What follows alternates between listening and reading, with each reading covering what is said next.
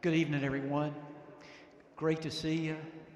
Man, we just had a great celebration. Wasn't that great? That was a great celebration for Miss Tammy.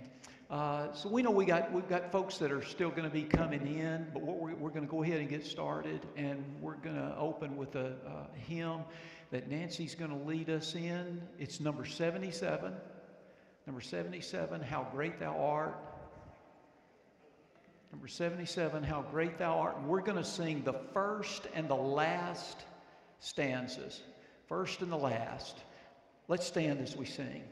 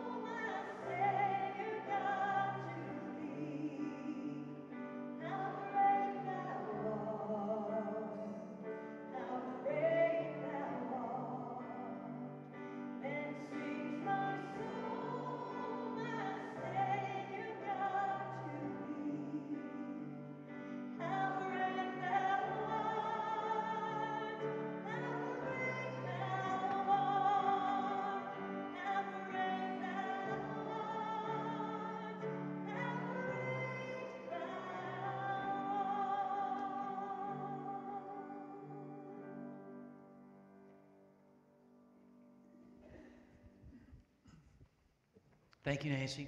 Sure do appreciate that. Okay, here's what we're going to do. Normally, our last Wednesday Bible study before our kind of Christmas break is the Wednesday before Thanksgiving. Remember? The Wednesday before Thanksgiving. But the Wednesday before Thanksgiving is next Wednesday. Are you with me? It's next Wednesday. And next Thursday and Friday, those are our banquet nights. Okay, our come and see banquet. And when we were meeting about that with our Faith in Action Committee, we said, you know what, we want to make sure that our folks come to the come and see banquet, because this is really important. And it is really important that you come and see. We want you guys to come and see. We want to celebrate. We got a lot to celebrate, and it's because of what you did last year, what God did through us. We want you to be able to see. This is the difference it makes. You know, when we give a little bit more, this is what happens. We've been able to do so much more in the life of our congregation. We want you to come and see what it is that we've been able to do, and to celebrate that, and then to look ahead. Take a moment to look ahead and to say, okay, now then, you see what we did? Now look what we could do. Look what we could do next year. So it's really important. And they said, let's not meet Bible study next week, so that we can have those nights reserved, Thursday and Friday, for folks to be able to come. So this is kind of two announcements in one. First of all, if you haven't yet made a reservation to come on Thursday or Friday, we really want you to do that. It's not going to cost you anything. The meal's free, but now it's for Friday because Thursday's filled up. Okay, Thursday's filled up and Friday's filling up. So we don't want you to miss it. So if you've not done that, you don't have to do it tonight, but Sunday or tomorrow, call in the church and say, hey, put us down. We want to make sure to be there. So what's going to happen is then tonight is going to be our last Bible study until January. We'll take a break until January. We're at a good place to take a break because we're going to finish chapter 18 tonight, and we're going to move quickly into chapter 19 when we come back, but very, very quickly because we're going to move into chapter 20 and we're going to move into the Ten Commandments. And we're going to do a little mini-series on the Ten Commandments. We're not going to do a 10-week mini-series. But we're not going to cover all the Ten Commandments in one night. Okay, so we're going to take 2 or 3 nights, and we're going to look, because that's important, really important. And so it's come at a great time because we're going to kick off with a free meal in January, and we want to come back. And if people have been away, it's like this is a great time because we're going to take a close look at the Ten Commandments, what they mean, what they meant, what they mean for us. So we're going to do that. So tonight, I'm glad you're here. Well, we got a good one tonight, too, by the way, a good chapter, and some really, really good stuff for us tonight. And then next week, we've got our Come and See banquet, and so this will be our last Bible study session until January, okay? Chapter 18. And I'm starting with verse 7 tonight. Here's what's going on. Moses is reunited with his family. And we come to verse 7 of chapter 18. So that all of that happened. Reuniting with the family happened in chapter 8, at the first part of chapter 18. Skip down to verse 7. Moses went out to meet his father-in-law. Remember who that was? Jethro. Moses went out to meet his father-in-law and did obeisance and kissed him. And they asked each other of their welfare, and they went into the tent. So Moses and his father-in-law Jethro go into the tent. I've never preached on this passage, and preparing for the Bible study for tonight, I thought, this would be a good passage to preach on sometime. They went into the tent, and I started thinking about sermon titles.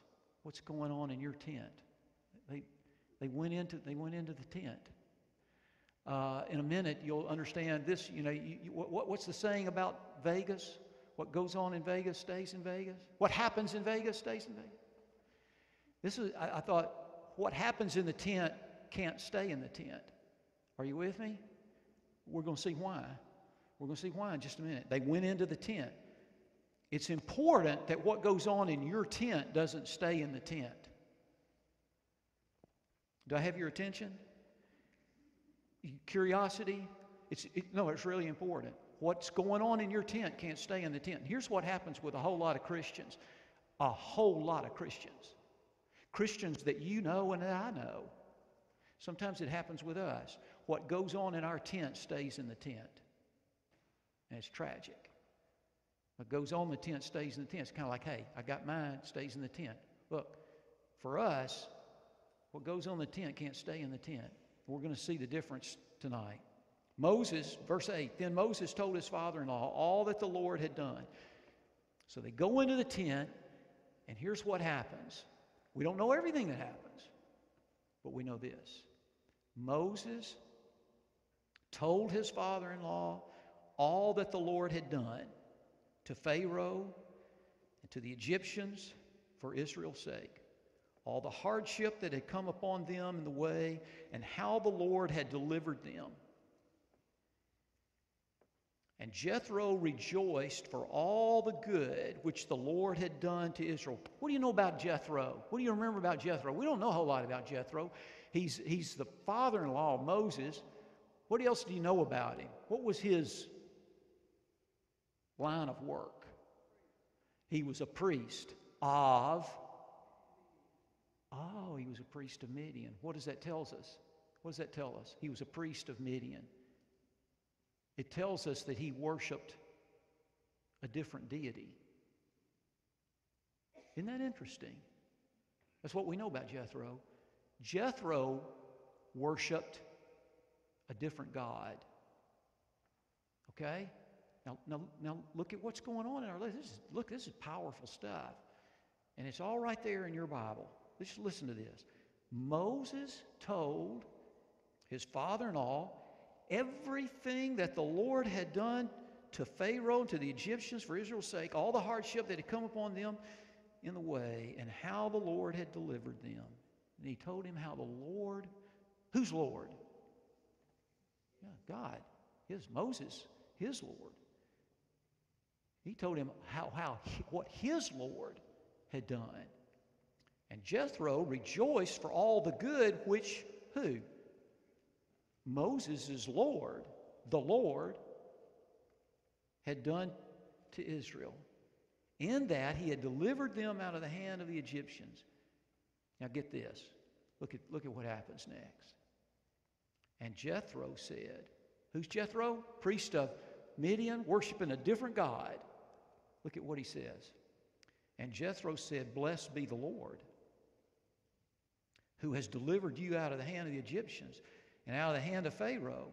Now I know that the Lord is greater than all gods.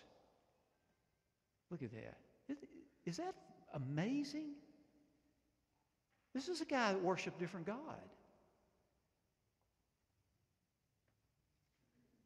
They went into the tent.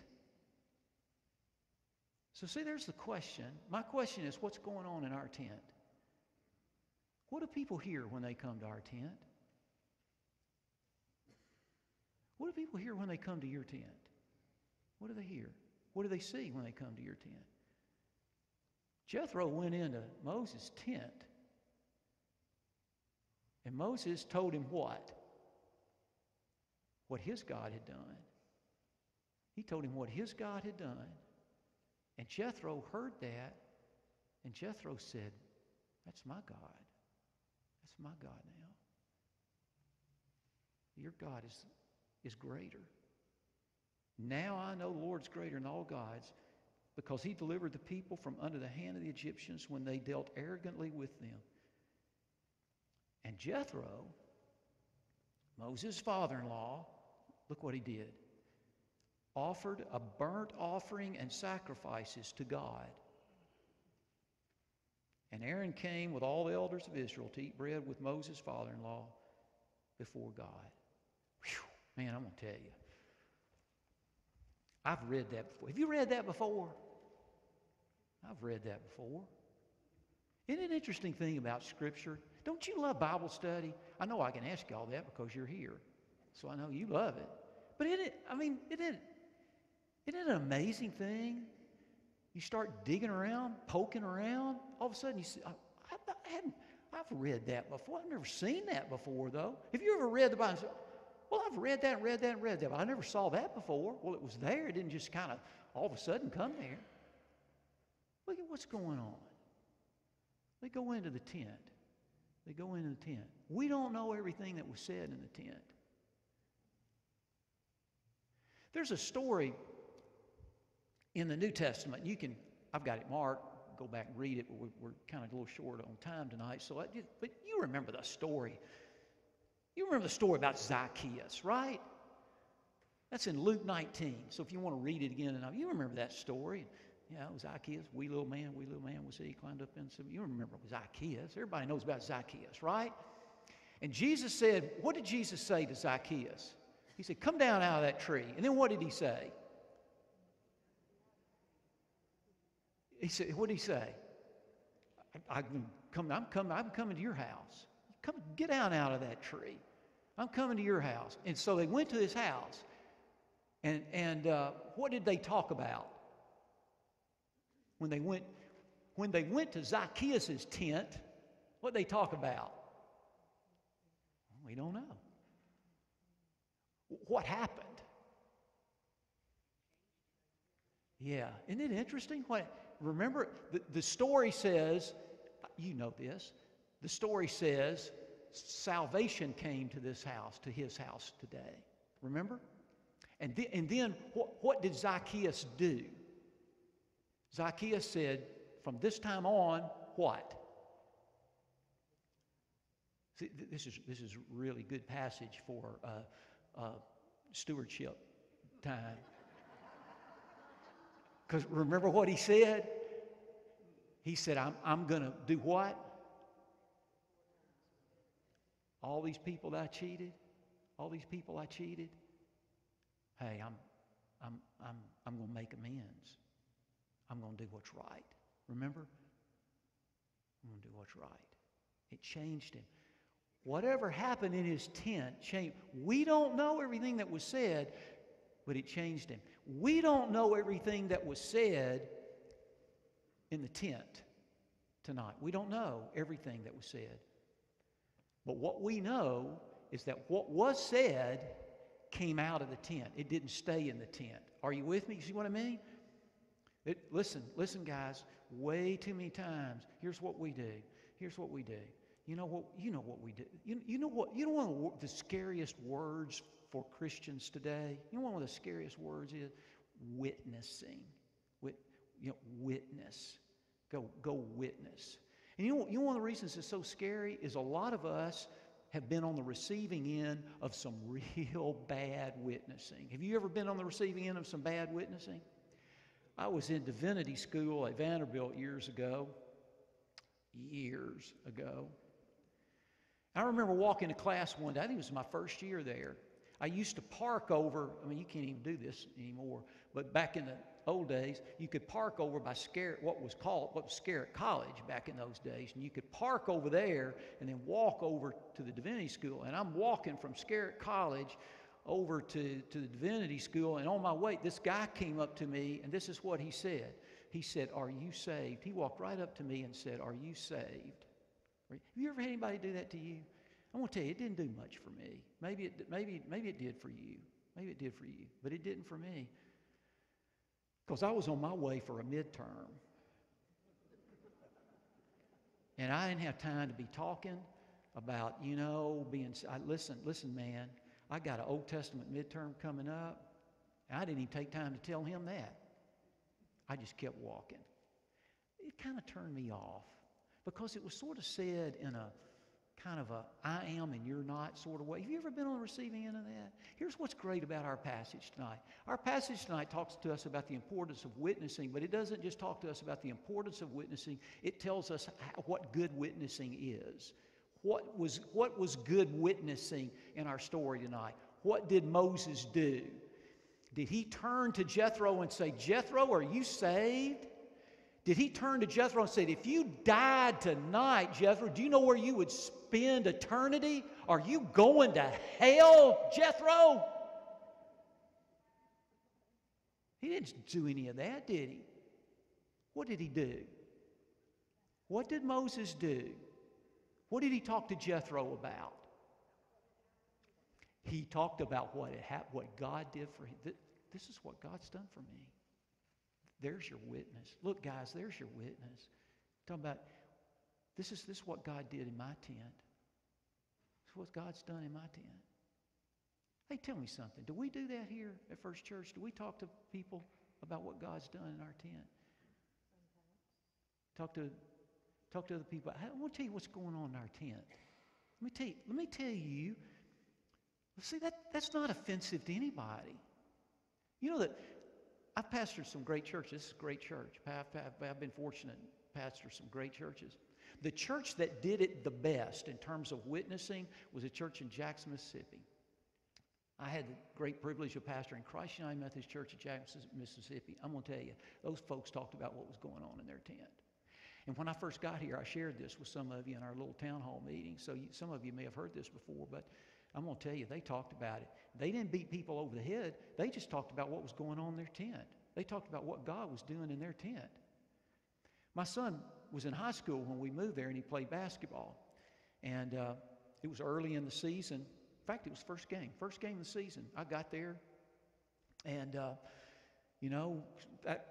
already had met some people, knew some people in the church. This was around October. Their first game was around October, and end of October. And I got there, but there was a lot of people in the community that I didn't know, in the city that I didn't know, a lot of people in the school that I didn't know. And so I'm sitting there, Amy and I are sitting there, and I was looking around. I saw some church members. There were some church members sitting like 2 rows back behind us. And at halftime, all of a sudden, I heard this church member turn to somebody that wasn't a church member, and they started talking about what was going on in their church. And they said, we got this new preacher. And I thought, this is going to be real interesting. Because I knew that they were fixing to talk about what was going on in their tent. And they did. And they said, you need to come. These people said, we don't have a church right now. And they said, you need to come to our church. You need to come. And then they said this, and this was really good. This is really good what they did. They said, why don't you come this Sunday and sit with us, and then we'll take you out to eat after church. I thought, that's good right there. Who's going to turn that down? But they said, we want to tell you some things that are going on in our tent. They didn't say our tent, but that's what they meant.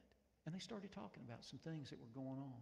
They said, we got this going on. We got this new mission that's going on in our church.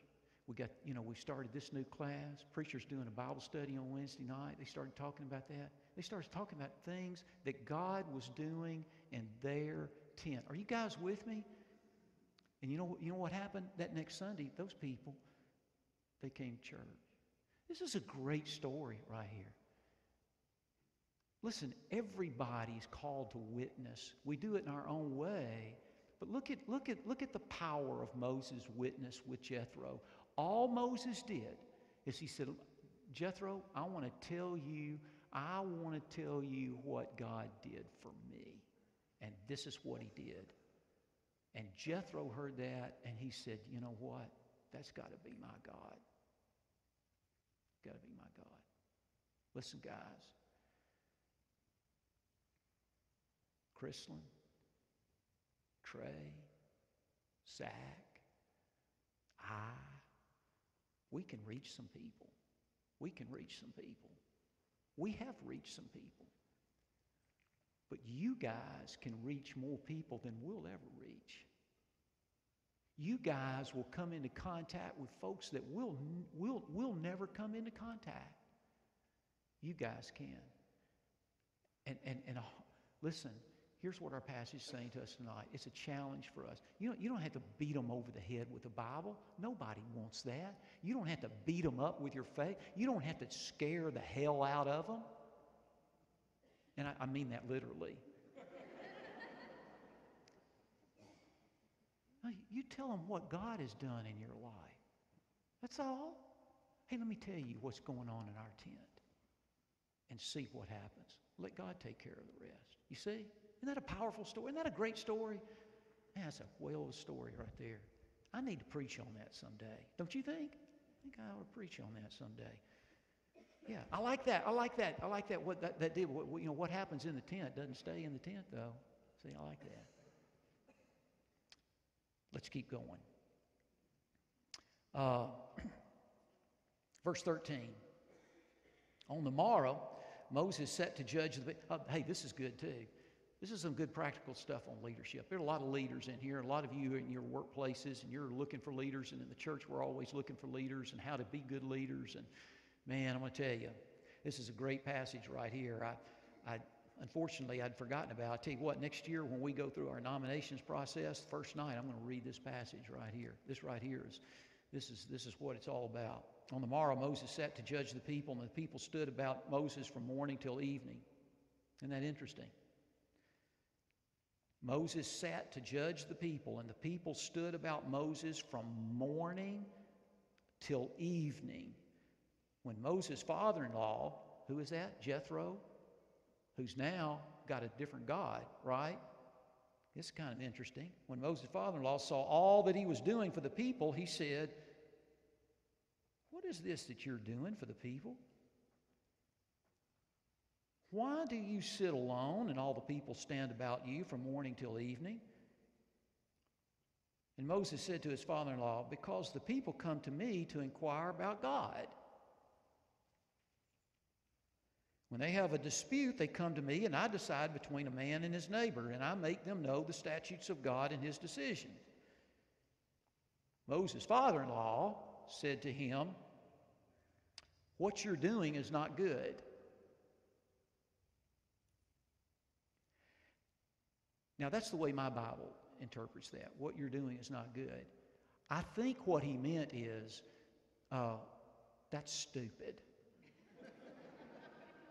I think that's what the literal translation is. Yeah.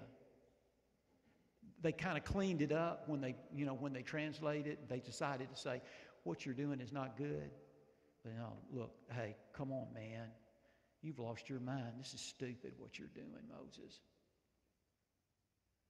You and the people with you are going to wear yourselves out. For the thing is too heavy for you. You're not able to perform it alone, Moses. Cliff, Chrislyn, Zach, Trey. Come on. Stupid. Can't do it by yourself. Can't do it by yourself. Listen now to my voice. I'm going to give you some counsel. This is his father-in-law. Anybody got a father-in-law? I've got a father-in-law. There's been a couple of times when he said, "I know you didn't ask for this, but I'm going to give you some counsel." I'm going to give you some. Moses hadn't asked. Moses didn't go to Jethro and say, "Hey, daddy-in-law, listen, got a question about this. What do you think? I'm doing it this way. What's your opinion?" No. Jethro saw this, went to him, and he said, "Listen, I'm going to give you some counsel. And God be with you." My father-in-law's never said that to me. So it's kind of like, hang on to your britches here, buddy. I'm fixing to give you some counsel.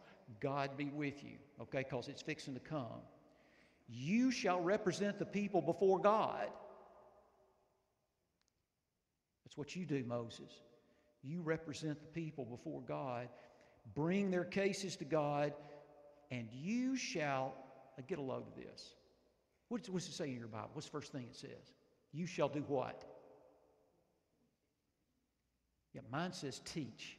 You shall teach them the statutes and the decisions, and make them know the way in which they must walk and what they must do. What's the second thing? Moreover, what's the next thing? My Bible says choose. Choose. Moreover, choose able folks from all the people. Those who's he going to choose? This is important. He's going to choose people that fear God, trustworthy, are after the truth, and who, my Bible says, hate a bribe. We're going to talk about that one. We're going to talk about all these. Hate a bribe. Know God, seek the truth, hate a bribe. And place such over the people as rulers of thousands, of hundreds, fifties, and of tens. Let them judge the people at all times. Every great matter that they shall bring to you, but any small matter they shall decide themselves. So it'll be easier for you, and they'll bear the burden with you. If you do this, and God so commands you, then you'll be able to endure, and all this people also will go to their place in peace. So Moses gave heed to the voice of his father-in-law, and he did all that he had said. Moses chose able men out of all Israel and made them heads over the people, rulers of thousands, hundreds, fifties, and tens. And they judged the people at all times. Hard cases they brought to Moses, but any small matter they decided themselves. Then Moses let his father-in-law depart, and he went his way to his own country. Whew. Man, this is good stuff. Hang on, this is some good stuff. Wherever your work is, whatever you do, leaders, let me tell you something. One of the great temptations for leaders, any leader, it's a big temptation for preachers. I can speak for that, is to try to take care of everything. Try to take care of it all. Have you ever had that temptation? Listen, let me tell you something. I moved from a 500-member church in 1990, a 500-member church in Annapolis, Louisiana, to a 1,500-member church that grew to 2,000 members in Slidell, Louisiana. When I left that church in 1994 to go to Lubbock, Texas, that was a 4,000-member church. When I left Slidell, I knew where every light switch was. I knew where every light switch in the church was. And this is gonna shock these ministers right over here. They're going to be shocked. This is going to blow their minds. I knew how to operate the copy machines. See, look at them. Get some smelling salts. Trey's already passed out. Look, I knew everything. I knew how to turn on the sound system. I knew all of that stuff because that's what a preacher did. And I'm going to tell you. Listen to me. If a visitor visited the church on Sunday, I was at their house on Monday. I knew where the light switches were. I operated the copy machine. Listen, I did everything because I thought that's what a good preacher did. I went to a 4,000-member church in Lubbock, Texas. You know what I learned real fast? I'm going to die.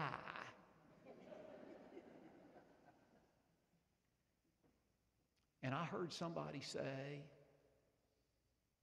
Cliff, this is not good. Only they said, this is stupid. Look, man, you're just stupid. This is stupid. You got to stop this. I mean, if you want to do this very long, you can't keep doing this. And what I've learned is that there are a lot of people that are not preachers that do that. They do that.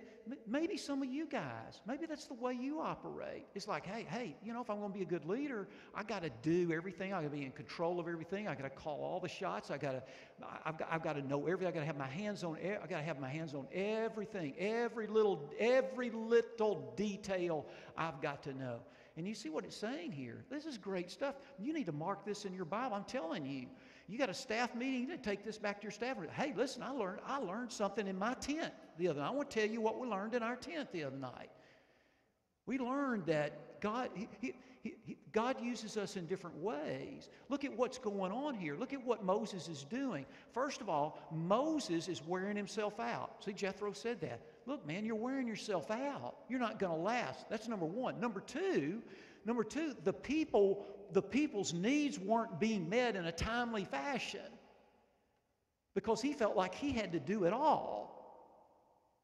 And number three, there were leaders among the people that weren't getting to share their gift because Moses wouldn't let them.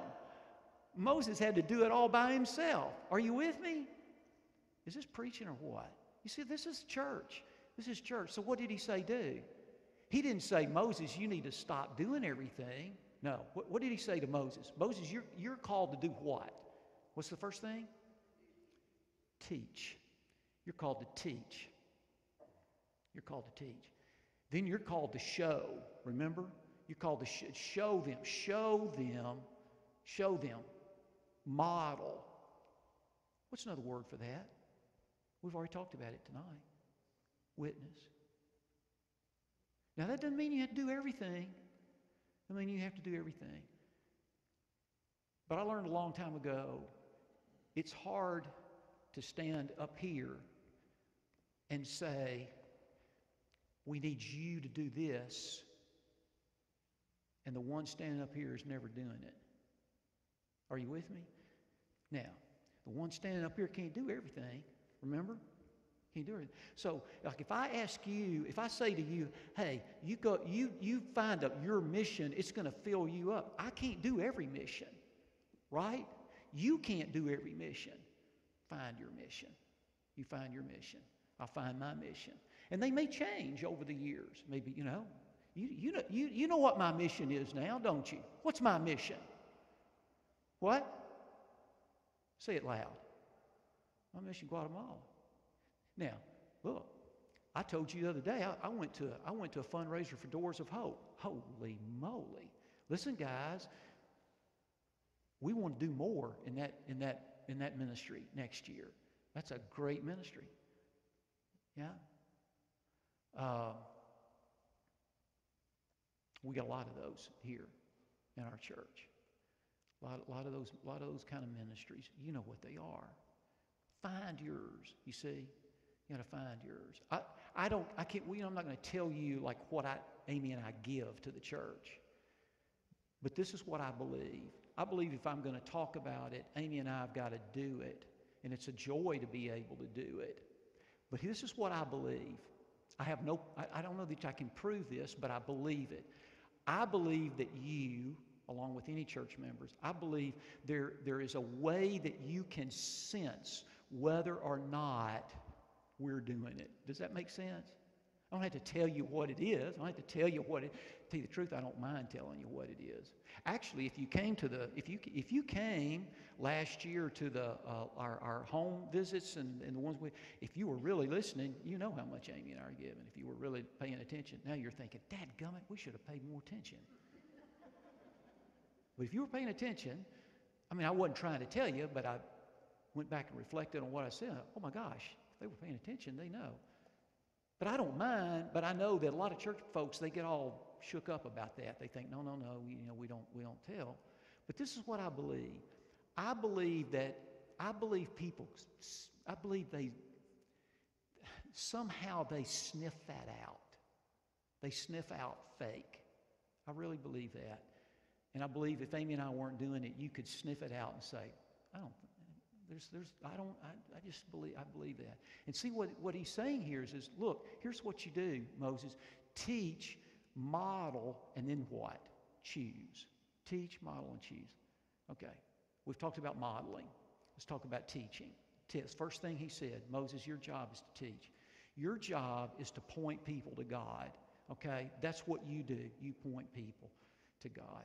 We have a lot of roles here as ministers on this church. But as senior pastor, and I told this to staff parish, and a lot of them, they'll remember. There's staff parish members here tonight, and they'll remember. I said this in April when I met you guys for the first time before I started in July.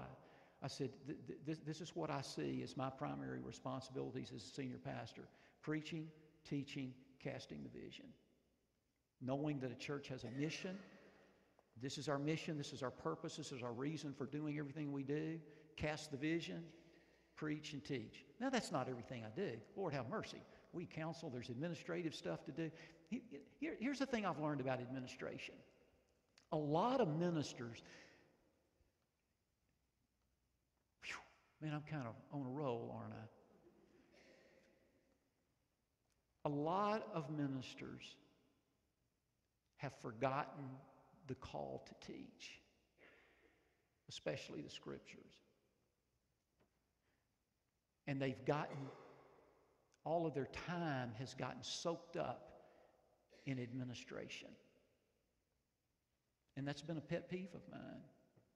It's not that I don't do administration, but I found a long time ago that there are laity like a lot of you, and you can do administration a whole lot better than I can.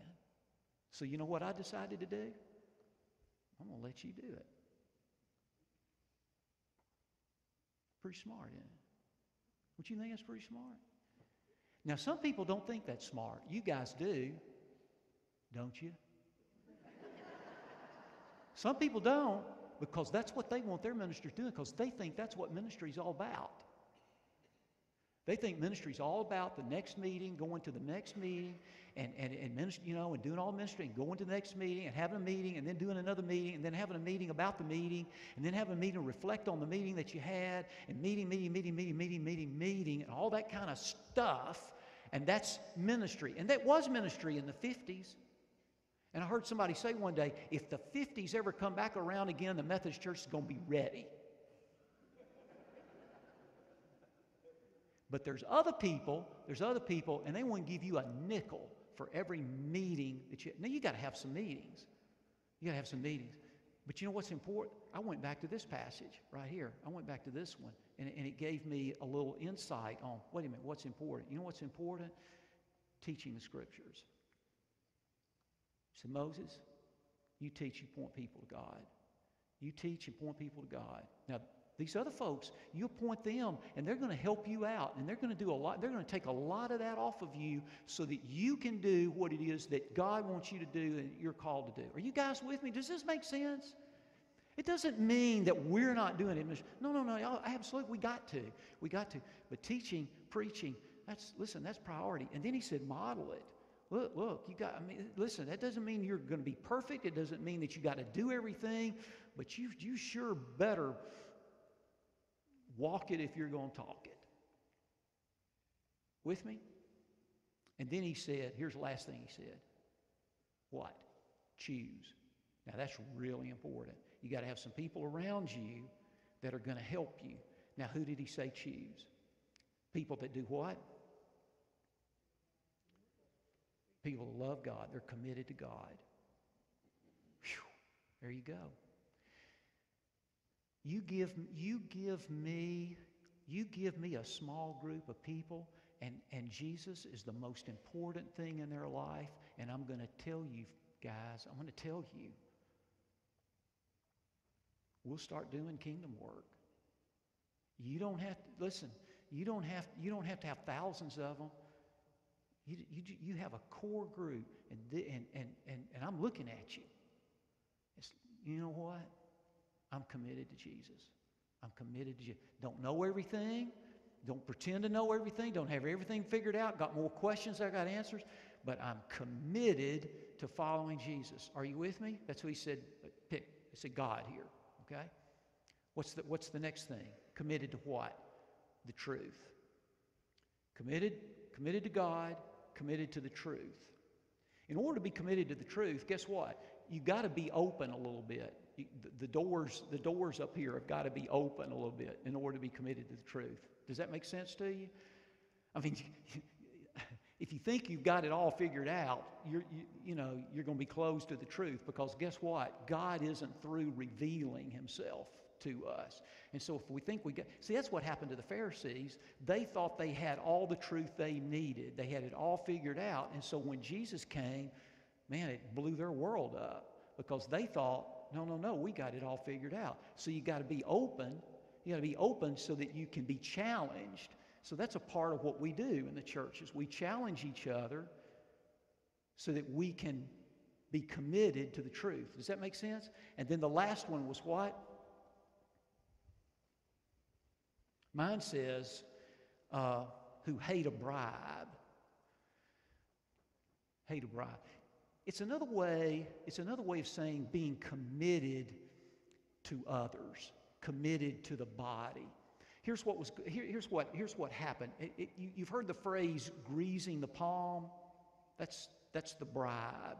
And there were people that would get their palm greased. And so whoever greased it the most, that's the way they went. Well, we don't, maybe some, I was going to say we don't do that today, but that's not true, is it? It still happens.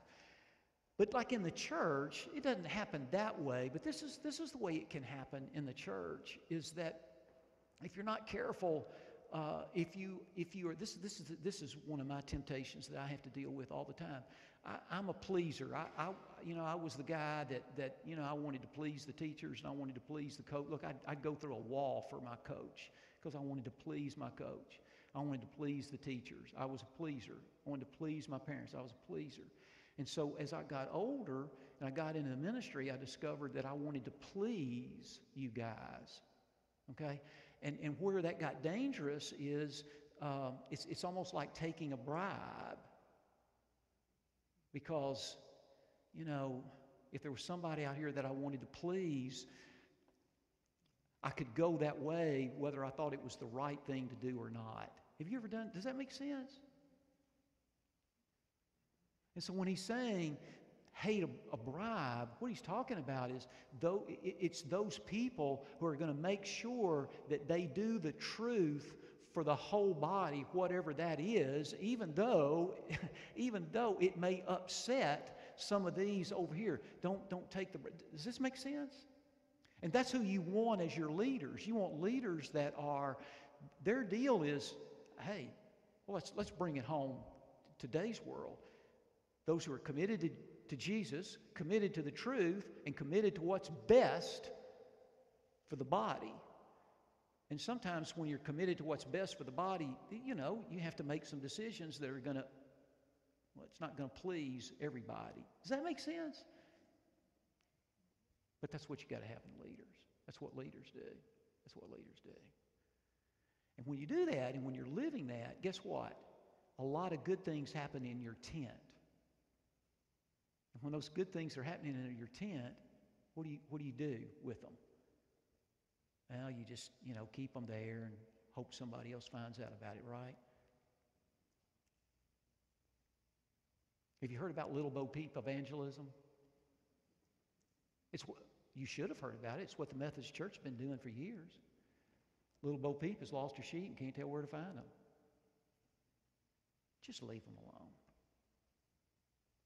They'll come home someday, wagging their tails behind them. That's the way we've done it for years. Right? I've been in some churches that didn't do that. I've been in some churches. Tell me, are we one of those churches? I've been in some churches where they said, man, there's exciting stuff going on in our tent. Lord have mercy, there's stuff going on in our tent. Who can I tell next? Who can I tell next? Who can I tell? You with me? That's how we witness. We tell people what's going on in our tent. Our own personal lives, our church lives, our families' lives. This is what God has done for us. God bless you guys. I'm going to miss this the next few. I'm going to be here, but I miss this time. When we're not meeting, I miss this time. But we need to have a break. Hope that you'll be here either Thursday or Friday of next week. It's going to be good. Don't miss that. And we'll resume our study in January, and we're going to pick up real quick with the 10 Commandments. Okay, and you don't want to miss that. Let's come and let's pray together.